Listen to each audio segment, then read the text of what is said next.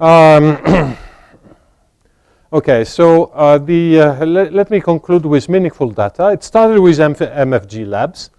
And in fact, we didn't came with some tools in mathematics and went into big data.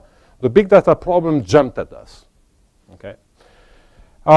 So practical expertise and models mainly for big data involving people. Why I mentioned Avas Media, which bought our startup company and kept it as a startup company in the group. Because they really want the innovation to take place inside the group. Why? It's because advertisement is becoming entirely digital. Okay, so you cannot open an internet page without being plagued with ads. Behind these ads, there are real-time auctions to affect your cookies to particular ads. Okay. This is a completely new world with all kinds of participants and so on. And all this is about collecting all kinds of information, your cookies, for instance, and using them to sell the appropriate ads. It's not working very well because I'm sure that some of you have had the experience. You make an hotel reservation in a certain place on booking.com, for instance, and then for weeks, you get ads about going to the place you already bought, okay? And this is quite typical. So there is clearly lots to be made and so to tune the ads to the user, okay? You have both Google and Facebook are organizing the selling of those ads. It's a completely new world, which is changing marketing in an incredible way.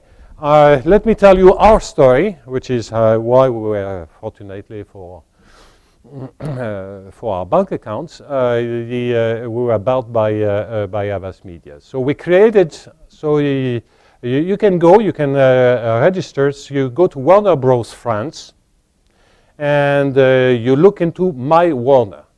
Okay, so if you decide to go in with My Warner, you have to open to us your Facebook Connect. Okay, this is clear, and then we know what's going to be our taste and so on. So we collect the data. You get like free tickets, games, and so on. Trailers 2 weeks before the others. So that's how the incentive is being created. So we created all that. This was a multidisciplinary team involving people making the design of the website on which people register, creating the activities, the data collection, the data processing. And then at the end of 2 years of development, Warner Bros. Gave us 10 cases telling us, okay, those are things that we are selling. With the data you have, can you do better? So each case was one engineer working for a day, and we processed the 10 cases less than 2 weeks. They use it. Sales were multiplied by a factor that ranged from 2 to 10. Okay, proof of concept. I mean, everybody's talking about big data and using data. In fact, we proved through this example the commercial impact if you do it well. So what about to do it well? Well, it turns out what we claim is that it's very useful to involve these min-field games models. Think of social networks. We are essentially interested in situations where the data are being created by people. Okay. New models that include classical clustering models in machine learning like K-mini, M, and then algorithms. I want to emphasize that is that our characteristic is that there is no need for any kind of Euclidean structure or any kind of a priori distances. It comes, they pop up in a self-consistent way. That's the beauty of this Nash equilibria.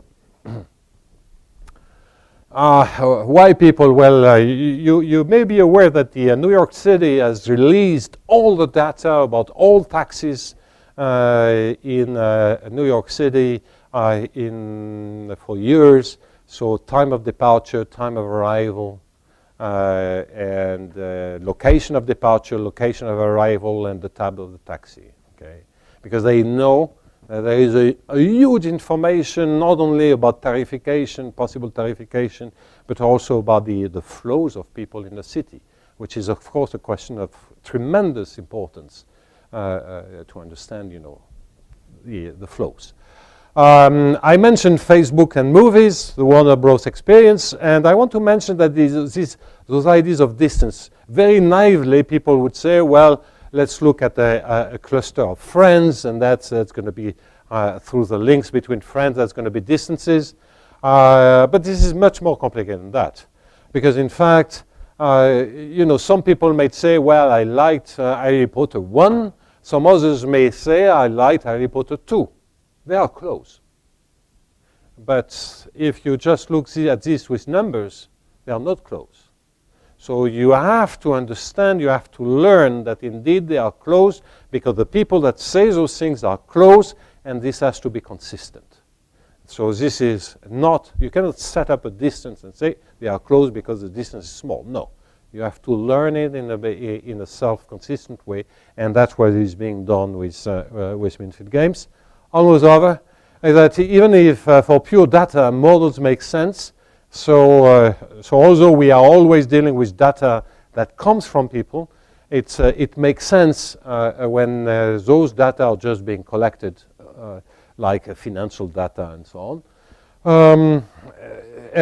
So the change of point of view is that you consider data points and you look at them as if they were agents, like virtual agents.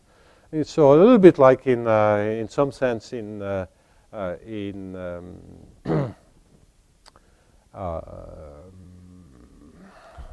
getting it. In the so-called Maxwell demon in electromagnetism. Finally, I found the name. So you know, at each data point, you put a little demon, that is going to interact with the others. And that's going to be how you may extract information. So in fact, lots of terminology has been in machine learning data analysis use words, expressions from game theory. Well, our claim is that one point of view, and it's not the only one point of view is that there is indeed a deep connection.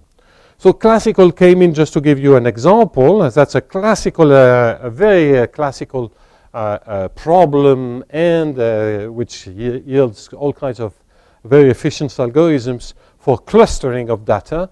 It's the problem is that you have endpoints and you want to find k barycenters of those points. So basically, you want to divide the whole crowd of points, like agents, in k clubs, k cities, to which city they want to ups. And so you want to create a partition, A1, AK, of this set of points. So you're going to belong to the ace class if this barycenter is the closest. So that's the distance. Here, there's the distance. That's a classical machine learning problem. Yi minus xj has to be less than this. And then yi is a barycenter. Once you have found the class, it's self-consistent. You see, again, it's self-consistent. So this is a classical k-mean problem. Just to give you an example of the Minfield game interpretation, you introduce a global criterion. Very often it's just a minimization. So it's like putting some values of, I want to belong to a club or to another one. So what are the values for me of those various clubs? Okay, or the costs of the various clubs. And I will go to the club which has the lowest cost. Okay. So this is a general principle. It could be mean, the minimum of those guys. There are many variants. Then I have to build a criterion that builds those, how do I assign a certain value, a certain cost to being in one class or the others.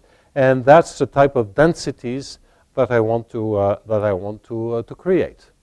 So if F is the initial density of data, in fact, in what I'm going to describe, data could be discrete. It could be so large it's almost continuous. You don't see the difference. It's the same model. It's independent of the size. And then you solve this MFG model. Okay, I don't want to spend too much time on that.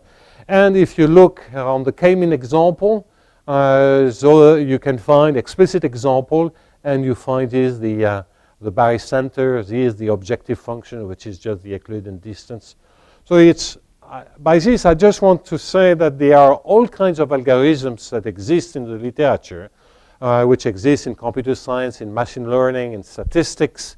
And the point is that many of those have a very natural main field game interpretation. On top of that, when you have no distance, you can create lots of new problems, new models. No need for distance, no need for Euclidean structure, choose criterion, choose class criteria, and you do that. Transposition for graphs, and is trivial. Social networks, equilibria. This is really the type of feedbacks, the type of equilibrium I want to emphasize. So typically on Facebook, you have distance on items like movies. You have distance on users. You are commenting on those movies. You have preferences, and all this has to be consistent. But you cannot give an Euclidean distance even in a high-dimensional space, which is going to do the job. That doesn't work. So this is the connection between those kinds of monster equation in infinite dimension and very practical applications almost in everyday life. And that's a good example of what mathematics can do for you. You were mentioning, and I loved your query about the language which is most spoken on Earth. This is it might even be true, what you said, especially taking into account that mathematics is fortunately a language which is shared by all scientists and is not restricted to mathematicians. Mathematics belongs to everybody, not to mathematicians. Let's be clear. So with this final comment, thank you very, very, very much for your patience.